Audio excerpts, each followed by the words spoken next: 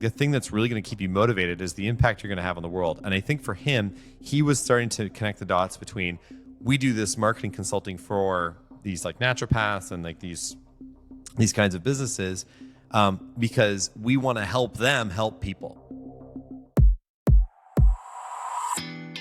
Last week, we spoke to Ameya Juvekar, a serial entrepreneur in the consumer marketing space. His startups in consumer health worked in tandem to deliver considerable and meaningful value for his customers and their patients. Today, Chris and I explore Ameya's businesses and how working as an intrapreneur helped get him going. Welcome to Startup Different. Hello, folks, and welcome to Startup Different. I'm David Sinkinson. He's Christopher Sinkinson, the other Sinkinson brother on this show, and we are happy to be here today.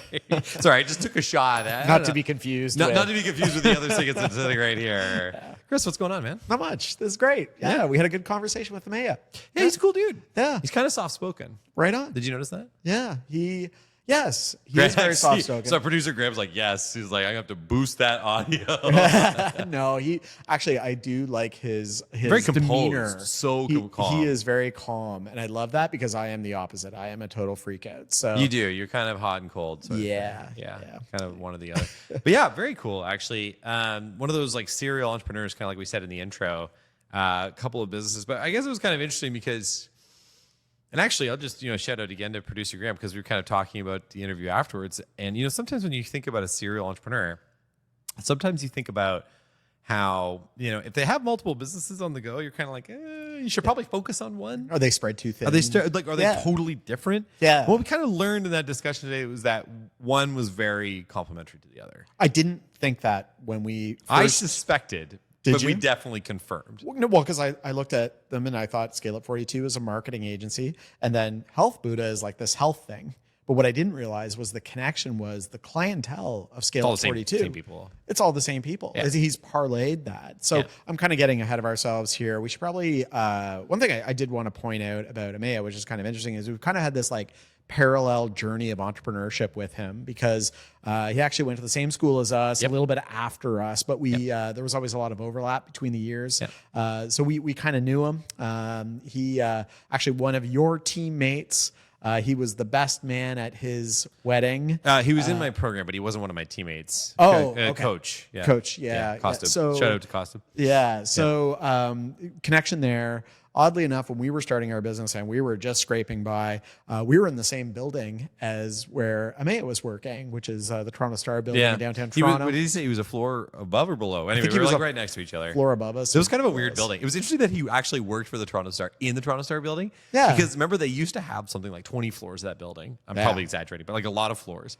And then by the time we were there, like, tight. I think they had like 2 floors. Yeah. And for folks who are not familiar, the Toronto Star is a newspaper in Toronto, probably one of the most recognizable ones. They have a building downtown with a big sign. Although it's too blue. Yeah. To the people of the Toronto Star, you can't read that sign at night. It is too blue. It is impossible. Like, I just know that it's the Toronto Star building, but it hurts my eyes. I'm sure it's like a minor investment to change that. You know what I mean? It's kind of like when Elon changed it to X and put that huge X sign on the top. Did he have to take it down, though? Yeah, he had to take it down, I think. So the bylaw, you imagine the bylaw officer going into the X, like, excuse me, you're going to have to take that down. Mr. Musk. Your X is too bright. Yeah, it's too bright. So same issue with the Toronto Star sign, I guess, a little bit kind of burns the retinas as you looked at it. But anyway, everybody knew it. It's actually at the base of Yonge Street, which is the longest street in the world. So there's something spelled Yonge for no particular reason. But anyway, sorry, I digress. So we worked in there. We were in an incubator in there. We were in the Toronto Business Development Center, and he was there. And I remember seeing him in the lobby and chatting with him every once in a while. And I guess, as we found out during the episode, I was the guy who encouraged him to start Health Buddha. So, so proud of you. Yeah. So proud of you, big guy. No, I'm not actually clear that that's what happened. He started that off by being like, well, actually, Chris, I was talking to you. But the end of the story wasn't like, and then you were my inspiration, or you said these words of wisdom. He was like, I don't really remember what you said, but I decided later to start the business. You could have said anything. What would I wouldn't have said, don't do it. No, 'Cause of I'm course not. Totally optimistic. Yeah. So I assume that I No, said, like yes, you're a you good should do person, it. but I don't know if I want to give you full credit. I'll give you a partial credit on that one. Don't ever start a business with your brother. You'll never get full credit on anything. Don't ever start a business with Chris. Yeah, but it was interesting that we were sort of there at the same time, and that he had this, or like in conversation with you or whatever, had this kind of like idea to kind of create a business that is an offshoot of Scale Up 42. So Scale Up 42 being more like the agency, and then this for healthcare practitioners or like natural food, or natural like homeopathic medicine. Yeah. And that kind of extending to basically like a lead generation platform, as well as like a convenient consumer platform to find a naturopath. Right. So it's convenient for consumers because they find the naturopath that's best rated near them. Yeah. Which I actually wouldn't even know where to look. So that's actually kind of helpful. And then the second thing is that those naturopaths get more visibility and would do better, I think, maybe than just having like, Google Maps or something like that. Yeah. I want to peel back the onion on what he said about Bloomin' Onion. Yeah, the Bloomin' Onion I love on Bloomin' Onion. what he said about the start, how he started Scale Up 42. And what was interesting to me was that he didn't purposely go out to find chiropractors and naturopaths and things like that. He just happened to get them, and then there must have been some word of mouth or something going on that maybe he was aware of or he wasn't aware of, but he grew in that very niche market. He followed the money. He followed the money, right? Like Yeah. I think to some extent, like you're just gonna go after the market that starts, responding to you the best. Yeah, exactly. But when I think about our business, like we were obviously in public safety, we built apps, but we decided to do kind of the same thing. We went really deep on how can we build amazing apps for public safety. And I think he probably followed the money and started off and said, okay, we're going to do like chiropractors, naturopaths, this kind of health space. And then, he was just like, okay, I can really go deep on this niche market. Yeah. And there's a real trend towards this, startups that are like hyper niche, like really focused on a very specific I don't think that's industry. just like a trend. I think that's good business. And I think that's been around for a while. Yeah. So I disagree. Well, I'm a lot older, and I think a lot of times we were always thinking, go after a big market or a growing market or a big and growing market, right? And I still support going after a growing market. I think a niche and a growing market's a great place to be. That's the Holy Land. Okay. Excuse me, the Promised Land. The Holy Land is Israel, different. Palestine. We don't want to get into that on the show. The Promised Land. The Promised Land's what All I'm right, looking for. we'll go with that. I think it's interesting because, like, I would bet, if I was a betting man, which I am, I would say that his first customer was in healthcare. Yep. The second, third, fourth customers were an offshoot of that first one. Right. And you just keep going down that space. And then over time, your product and whatever your services that you offer are just getting increasingly tailored to that niche. So he got more effective at marketing to them, which is obviously important because even though he is a marketing consultancy, he needs to market. He needs to actually be able to advertise sell himself. Yeah. And he better understood them. He understood their problems. This is why going after a niche really works, because rather than being a broad, we're a marketing agency that does a whole bunch of different stuff. And actually, John Werlow, one of my favorite books, Built to Sell, is all about this. It's actually an ad agency. It's actually a fictional story. I think the guy's name is like John Stapleton or something like that. Okay. And he is like an ad agency, and he does a bunch of broad stuff, and he pays the bills, and he has like a decent living, but he works really hard, and the business doesn't scale. Yeah. It's really problematic. And then he focuses on one thing. He focuses on making these like logos for this particular industry, and they have this process and systematized, and they get really wealthy. Big tangent here, but the idea is that Amaya over time got better in that specific niche by focusing on it and understanding it and delivering similar services to repeat customers. Yeah. Our book is a nonfiction like story. Sorry, I got to get a book plug in here somewhere. Nice. Yeah. It was going to happen. I mean, you are a co-author of the book. That's true. But ours was, we told our story through the book of kind of how that developed. So I don't know, you've kind of taken a page out of Built to Sell, except it's nonfiction instead of fiction. Yeah, well, I mean, obviously, John Werlow's book's based off of real life experiences. Well. It's just fun. It's just fun sometimes. I actually really, now we're getting into a real tangent. I'll just say really quickly, I do really like business books that have a different approach as well. Like I think of Mission in a Bottle and Barry Nailbuff with and Seth, where they have like kind of that like graphic novel sort of approach. And then there's The Goal, which is like an incredible classic, operations book. Yeah. Hey, we're taking a short break to tell you some exciting news. Chris and I wrote a book. Surprise! It's called Startup Different, the myth-busting blueprint for your multi-million-dollar business, and it's available now. Like our show, we're trying to pay it forward to our fellow entrepreneurs. The book busts 33 business myths, tells some of our most hilarious stories, and gives you many of our best tools to build, scale, and exit your business. You'll find the book on all major online retailers, including Amazon. Check it out. We think it's pretty great. And now, back to the show. So let's digress. But yeah, let's go back to Amaya. Going back to Amaya. Talking about books, what are we doing here? Yeah. But yeah, so obviously, like really, really interesting in that approach and that success he's had in that niche market. Yeah, absolutely. And I think like it sounded familiar to me, like how much easier it was for us to sell to our existing clients and grow our business by not necessarily always, well, like we definitely went out and got new clients, but boy, we were trying to increase the number and dollar value of what our existing clients were buying from us by introducing new products and things like that. Yeah. And I think he's doing the same thing in his space. You know, it is so product proliferation, also a good chapter in the book, a very interesting thing because you can do this wrong. Yeah. Okay. The thing about what it was interesting about his expansion, the proliferation of his product by offering this healthbuddha.ca. Is that what it's called? I think that's what it's called. Healthbuddha.ca. I just want to make sure I get that right. Yep, absolutely. The thing with that is that he did it the right way because it was selling more to the same people in the same way and implementing in the same way. Like it was all like consistent. I remember at Martin Mocker, I believe he's at MIT, had this piece that was called the problem with product proliferation. Right. And the issue is that if you try to introduce something that's kind of like outside of your company's core competencies, right, it's actually the road to like spending a ton of money and vaporizing profits. Which we did a couple of times. Well, yeah, we had a couple of misses. We had a couple of big misses where we spent a lot of time and just did not see the It revenue. happens to we're not geniuses. Nope. I mean, I am, but like you. But you know, we balance out at not, we average out at not genius. We're just below because I'm here. How do you know there's two brothers on this show? But I think it's interesting in that way because I really liked just the not to use too buzzword of a term. It's very like a lot of synergy there. Yep. It's not just that you sell it the same way, which is probably your primary focus as a founder.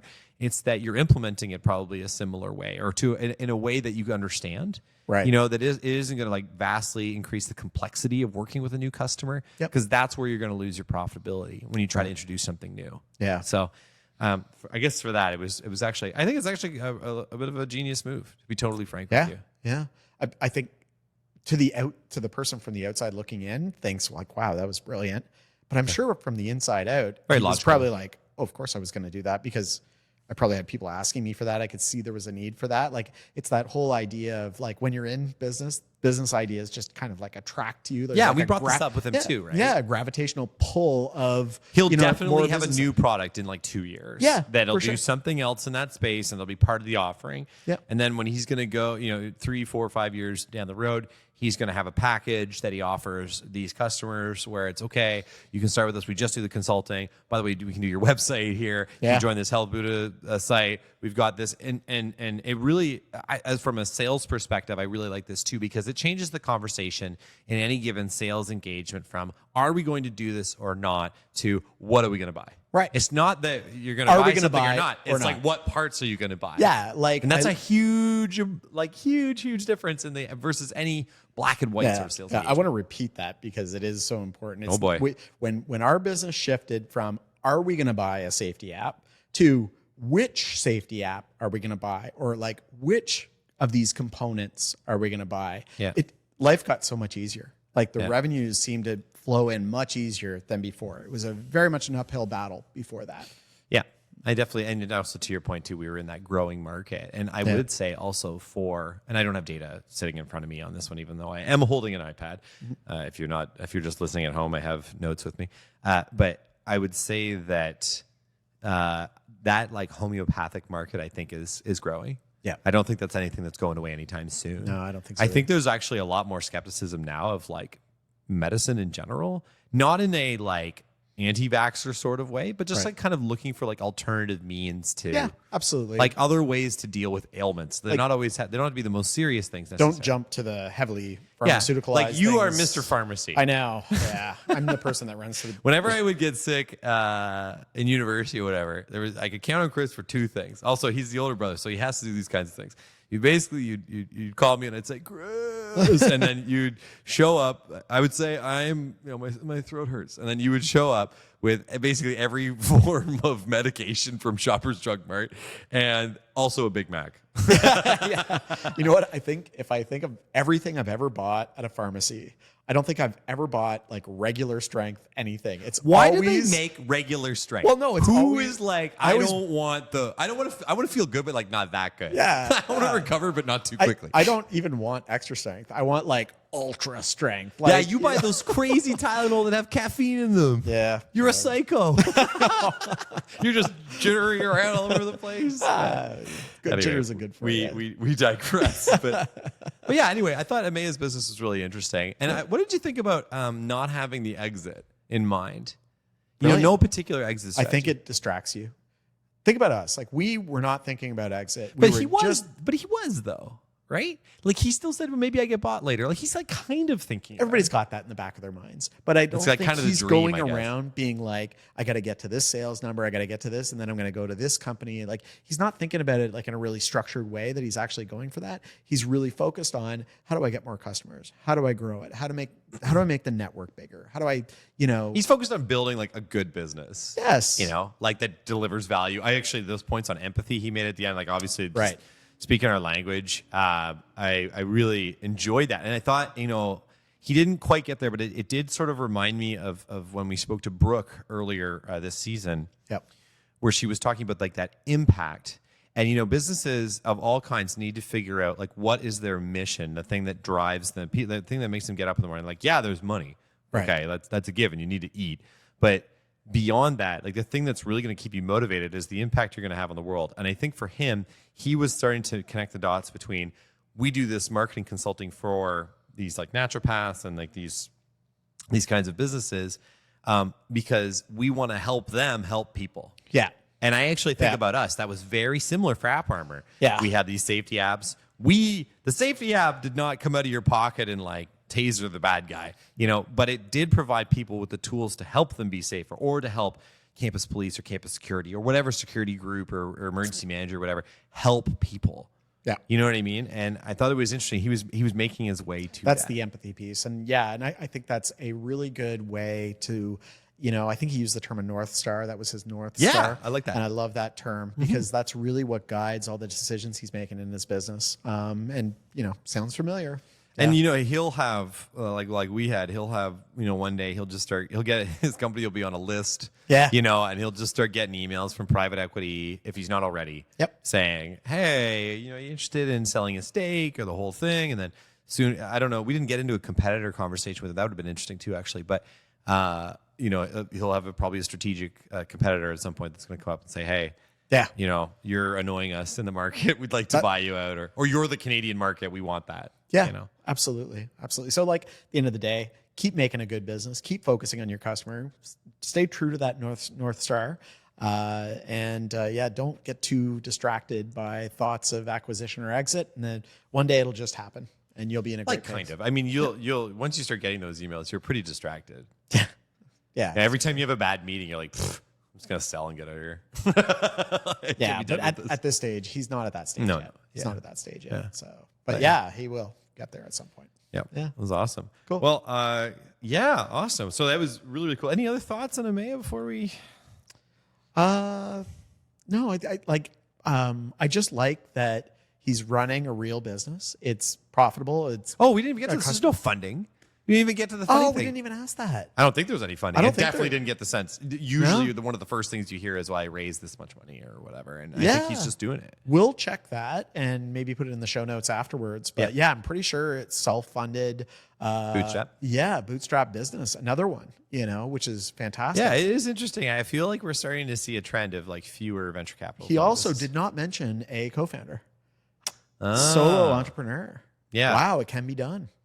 Yeah, we're starting to see more of that too. Yeah. We've had a couple of people this season who at least they have a software business, but they don't have a technical co-founder. But we don't know. He mentioned he built it. Yeah. Health Buddha.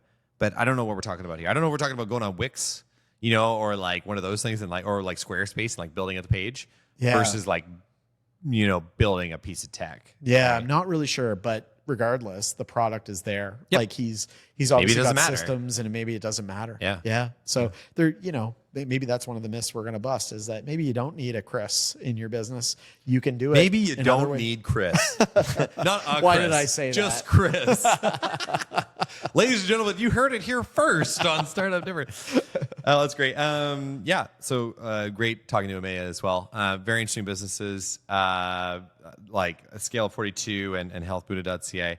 And I think he's got a very bright future ahead of him with those companies. Yeah, we'll have to have him on again sometime. Yeah, for sure. Yeah, when he sells, we'll have him back. When he on. sells, Or the next product, maybe. We'll see where he gets there. But right on.